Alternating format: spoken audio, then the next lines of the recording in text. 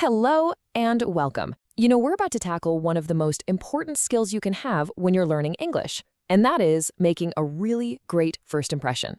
So in this explainer, we're going to break down the art of introductions so you can walk into any room, any situation, and connect with people feeling totally confident. So let me ask you something. Have you ever had that feeling, that little moment of panic when you realize you have to introduce yourself in English? If you have, I want you to know you are definitely not alone. It is such a normal feeling, but the good news is, with just a few key phrases and a little bit of practice, we are going to turn that anxiety into confidence. And that's exactly what we're going to do today. Seriously, by the time we're done here, you are going to have all the tools you need, the phrases, the right context, and that confidence to handle any introduction like a pro. So, you ready? Let's get started. Okay, so first things first, let's talk about the why. Why is this one little skill so important? Well, because a good introduction is so much more than just saying your name. It is the key that unlocks conversations, new friendships, maybe even job opportunities. It's really the first step to building any kind of connection, whether you're at a party or in a business meeting.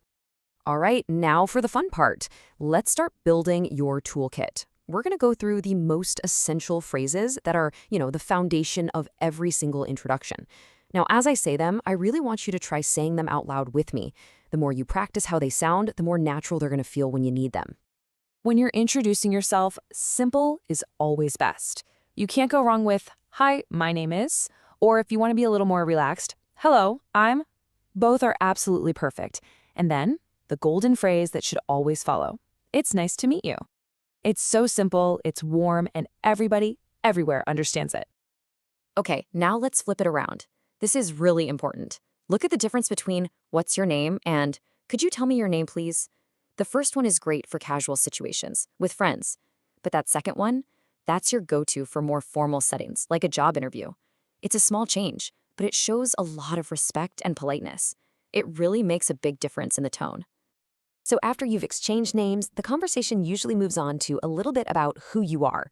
The two most common topics, where you're from and what you do. You can just say "I'm from" and your city or country. And for your job, you can say "I work as a," or if you're studying, "I'm a student studying," see?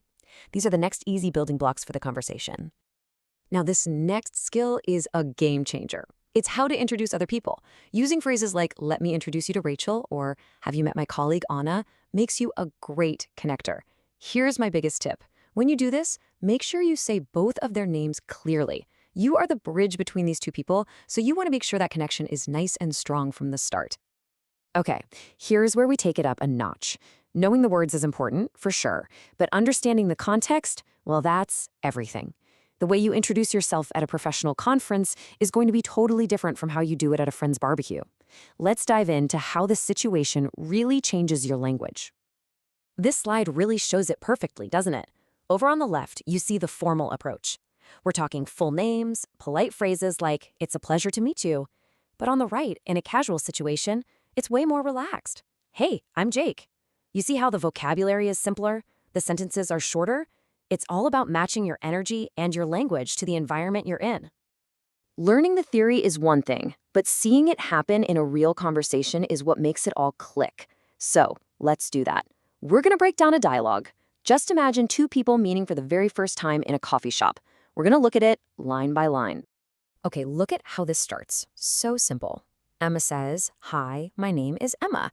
And Jack's response is just brilliant. He says, "Nice to meet you, Emma. I'm Jack." Did you catch what he did? He repeated her name. That is such a great trick to help you remember someone's name, and it also makes the other person feel like you're really listening. It's a simple but perfect exchange. Now, to keep that conversation going, Emma asks a super simple follow-up question. "Where are you from?" And Jack's answer is fantastic because it gives a little extra detail. He says, "I'm from Toronto, but I've been living in Chicago for a year." Now, here's a little grammar tip for you. Using "I've been living" is the perfect tense for something that started in the past but is still happening now. It sounds so natural. All right, let's switch gears to another scenario that, let's be honest, happens all the time. You're with one friend and you run into another person you know. Suddenly, it's your job to be the bridge and connect them. Let's break down exactly how to do that without any awkwardness. This right here, this is the classic perfect formula. First, you address the person you already know. "Hi, Sarah." Then you use that magic phrase, "Let me introduce you to my friend John." And finally, you complete the circle by turning to John and saying, "John, this is Sarah. 1, 2, 3." And you've just built a perfect conversational bridge. And just like that, John and Sarah can start their own conversation. They do the polite, "Nice to meet you," and then Sarah does something really smart. She immediately asks a follow-up question. "What do you do for work?" This is so important. Asking a question like this is how you turn a simple, quick introduction into a real conversation. Okay, we've gone over the theory, we've looked at the examples, and now it is your turn. Honestly, this is the most important part of the whole lesson, turning what you know into something you can do. This is how you really build that confidence. So, you ready to give it a try? All right, first challenge. I want you to use the 3 steps you see right here: your name, where you're from, and your job, and introduce yourself. Just go ahead and say it out loud right now, wherever you are. I'll give you a second. Excellent. See, the more you actually say it, the easier it gets, I promise. Now for challenge number 2. I want you to picture this. You're with your friend and you bump into a colleague from work. How would you introduce them? Think about that 3-step formula we just learned. Take a second to form the sentence in your mind. Got it? This kind of mental practice is a great way to get ready for the real world. Okay, so you have the phrases. Now let's make sure they sound amazing when you say them. And I want to say something really important here. Good pronunciation is not about losing your accent. Your accent is part of who you are. It's about speaking clearly so that people can understand you easily. Getting this right will be a massive boost to your confidence. Let's talk about something called sentence stress. It's basically the rhythm of English. Now listen closely to where I put the emphasis here. I'm from Toronto. Did you hear that? We stress the word from. Let me say it again. I'm from Toronto. Go ahead and try it. Getting this rhythm down is one of the biggest keys to sounding more natural.